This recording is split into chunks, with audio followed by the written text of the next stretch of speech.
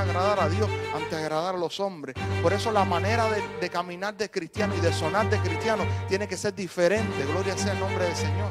Si usted, el Señor lo rescata y usted sonaba de una manera y usted pasa el tiempo en Cristo y usted sigue sonando igual, usted no está caminando con Jesús. Porque el que camina con Jesús va a sonar diferente. Es en un proceso, no es de hoy para mañana, pero obligatoriamente tiene que sonar diferente, porque es Dios quien ha hecho una nueva creación. Las cosas viejas pasaron, es aquí, todas son hechas nuevas. Entonces, si yo no estoy sonando diferente hoy, realmente yo necesito empezar desde cero y decirle: Señor, crea en mí, oh Dios, un corazón recto. Crea en mí, hazme nacer de nuevo. Permite que yo pueda tener un encuentro contigo, porque yo he pensado que he estado caminando, pero yo he estado caminando con la religión y la religión te hace sonar igual.